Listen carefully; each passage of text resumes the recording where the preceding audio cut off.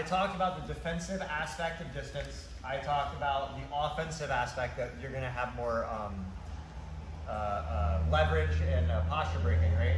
But also another aspect of it is it functions as what I would call like the compass for what guard to play. All right? And what I mean by that is a lot of people, what they do is, actually sit down, sorry. A lot of people, I think the way they think of developing a guard is like they're going to pick like say 1 or 2 positions that they're going to specialize in, and that's going to become their A game, right? So it's like, okay, if I just get really good at maybe this and this, or like maybe one thing, maybe 2 or 3 things, this is going to be my specialty, right? And if I put a ton of time in this, I'm going to be so knowledgeable on it that anytime I get someone in that position, I have so much specialization that they can't beat me in that position. And so that's like my A game, right? And then that makes a lot of strategic sense, but it's actually really detrimental and not effective, in my opinion, okay? So I think most people at some point come to that conclusion, that they're gonna have like a specialty game that they specialize in, they filter the person there, and they're really good at it. The problem with that is as soon as you start trying to prioritize anything when you roll, your game gets stifled. It's just like being in closed guard going, I'm gonna armbar, I'm gonna armbar. You don't know what they're gonna do. If they put their arms behind their back and lean backwards, an armbar is a terrible choice. You should maybe go for a collar choke or a hip bump sweep, and then when they drive back in, you could go for a collar choke or a kimura. You have to take what they're giving you, not what you want.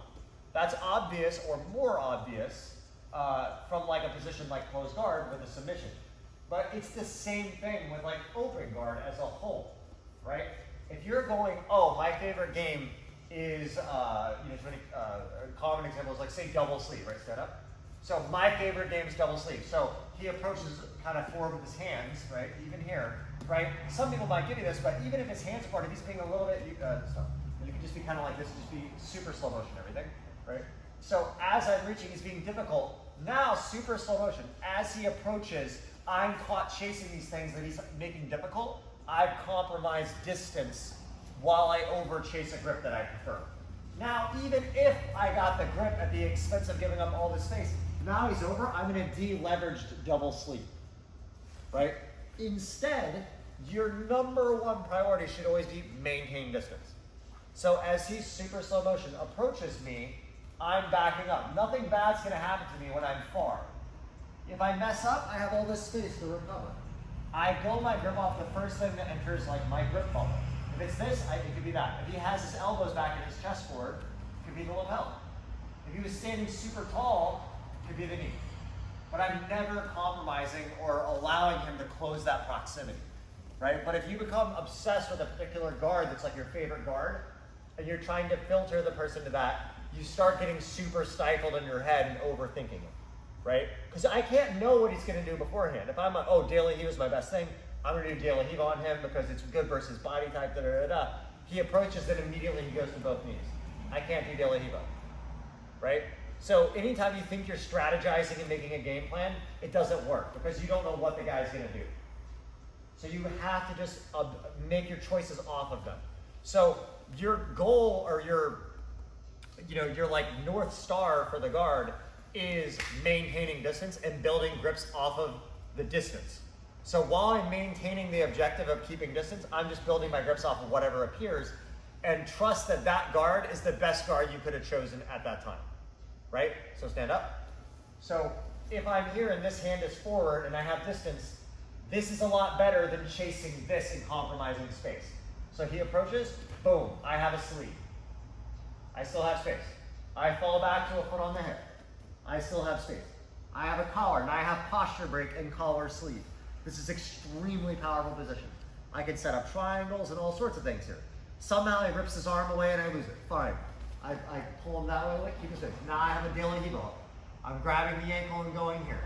Right? Somehow I lose the collar and he postures. Fine. Doesn't matter. Just keep the space. That's good. Right. So I'm always focused on keeping the space as my number one priority, not looking for any particular guard. So your job, like as you train over a long period of time, you will want to do specific training and develop knowledge of each of these guards so you know how they work, like what you can do with double sleeve, what you can do with collar sleeve. But when you're in a normal role, you really shouldn't be looking for any one of them. You should just be taking what comes at you. okay? The problem is that a lot of times most of us train with just regular rolling, right? But that's like trying to teach someone like, math, and you just throw them into engineering a building, right? Like really jiu-jitsu at a full match actually is like all these moving parts, right? So if you want to get good, set some time aside, still do normal rolling as much as you want, but set a little time aside to do something like start in the triangle choke and work on finishing the triangle choke. Compartmentalize the skills you're developing, and then when you're in a normal roll, those tools will pop up when they are useful, right? But if you're going into the normal roll thinking that you're gonna find this like favorite position that you're gonna keep forcing the guy to play, your game's gonna become very stifled. That doesn't mean you won't have favorites. You'll probably have guards that you tend to do better in, and when you're maintaining distance, you'll see them appear a lot. And then someone watching might think, oh, they always play double sleeve, right? But I'm not thinking that. Someone watching me can make up all sorts of ideas about what they think I'm thinking, but I'll tell you what I'm thinking. Nothing. I'm just keeping space and just doing nothing. When I'm in a normal roll, my brain's completely off, right? It seems like I've thought all this out, and I have to explain it to you, right? But realistically, when I'm rolling, my brain's off, and I'm just like doing this, right? It just happens to be that I have 20 years of knowledge, so a lot is built up.